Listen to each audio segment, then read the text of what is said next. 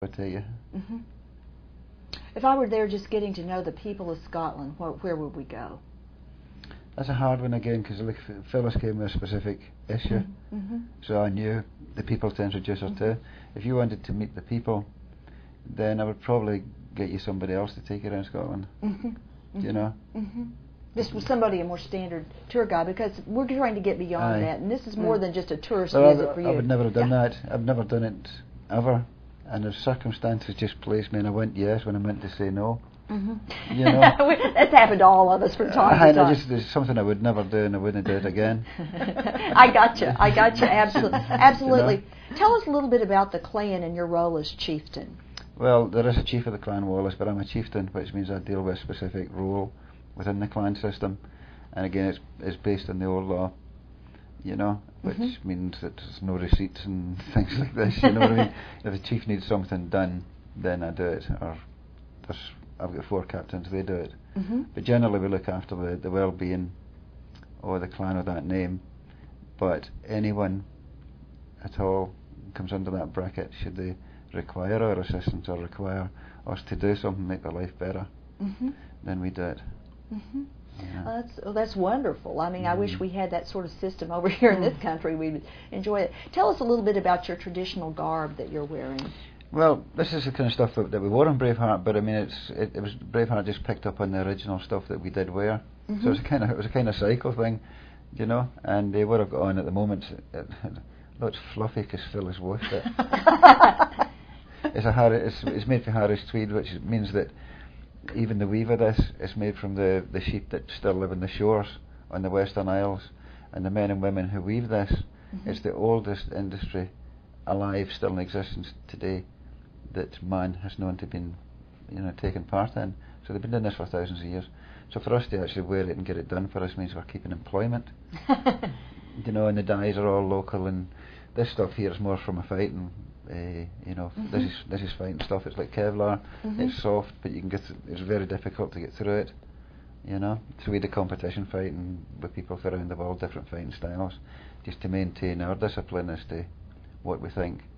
And we're the world champions, so 4 years. And tell us a little bit more about your work on Braveheart. It's a beautiful film. It was good. My cousin, my clan cousin, we're cousins, we call each other cousins, Randall brought me a screenplay, and I read it, and he says, well, what do you think? But it's good when people ask me this, because I know what do you think of the whole book. They think of they ask me what I think in the parts that affect me, or would affect the clan, and that's what Randall, Phyllis, Sean Connery, it's all the same thing. When they professionally come to me and say, here, then I will react to that, and they have a choice then whether to write that into their screenplay or script. It gives them the real choice. So they've got a fictional scene, and I know the real thing, so somewhere in the middle lies the solution. So if Phyllis says to me, for example, Phyllis said to me something, the giant slapped the boy, well, then it comes to me and I'll go, right, slapped him. And I'll make it really brutally realistic, but because it's Phyllis that's the editor in that sense, she'll get back my response, and then her choice, same as Randall, is just to go, okay, somewhere in the middle lies the answer, and that's what I did with Randall, really. And then I've got fight crews, so also if I'm a fight director, that's my active profession, so all the fight crews would attack that person with a hoover out there.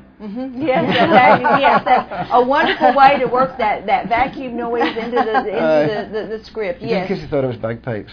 Yes, that's right. Nicely, boy, you're quick on your feet. I can see why you've done so well in your career. What kind of justice did the movie Braveheart do to your country, to the clan? Is it a good film in your opinion? Brilliant, because that's what it is. It's a film. It's not a documentary. And maybe about a month after Braveheart was released, UK and worldwide, then the kind of wooden top historians came out for their 5 minutes of fame. That's not true and this is not true. But generally it was true. The thread of gold that went through the film that was telling the truth was right on the ball. What could you point to as the most authentic scenes in the movie? It's hard to point to an exact... the one I like, which is pretty authentic as well, but there was one major change I put in the film was when they did the Irish and Scots fighting together. Mm-hmm. When they were making towards the Irish and the Scots coming together to fight, and they didn't. Mm-hmm. Mm-hmm. Well, the Scotland and Ireland are the only two neighbouring nations known in the world that's never declared war on each other. Everybody else, even America and Mexico, everybody's declared war on their neighbours except us, and that never happened. And when we were making Braveheart, it was a time of high murder in Ireland and Scotland with regards to the Irish problem. So I sat down and I went, people are going to be killed if you do this, if you write this in, because A, it's not true, and B, it will set off a chain reaction that will not be retrievable. And they listened to me. Yeah, because the original script had them fighting, the Irish and Scots, when they come together in that scene in Braveheart where they stop and Yes. they say hi to each other. Yes. Well, in a guy way. They say Aye. hi to each other. Aye. But originally, Randall Wallace had them fighting until Shara saw it, and then that. So to Thank me, that's one goodness. of the most important authentic changes that was brought into the film. So if you asked me the question, what's the most important? Absolutely, That that's good. No. historically, that was correct. They didn't fight. They wouldn't fight. They refused to fight each other. And Charis is great to work with this kind of thing. When he was talking about how he takes reality and then we take, as an author, I'll take the fiction part. Like, there were a couple fight scenes in Burned that I wrote what I wanted to happen, and then I gave it to Charis, and he he wrote what would actually happen if, like, two guys were going against each other with claymores. And then he gave it back to me, and it was a great way to weave in reality with fiction, because I had one scene in my head, and then he wrote what would really happen, and then I went back in and tweaked my scene to reflect more of reality. And I think that's the same kind of thing that he did for Randall Wallace too. Well, yeah. And what was it like working with Mel Gibson, Charis? It was as good as working with Phyllis, Oh, really? Russell Crowe, everybody that I've got a lot of people would like my client base, I would suppose, on paper. And people at a particular level have no airs and graces. They've got their real instinct in what they're doing. And I've been lucky enough to be able to work with these people, you know. So I include, like, say, Phyllis, without any doubt, would work with these people as far as, like, working tight close and developing something amazing.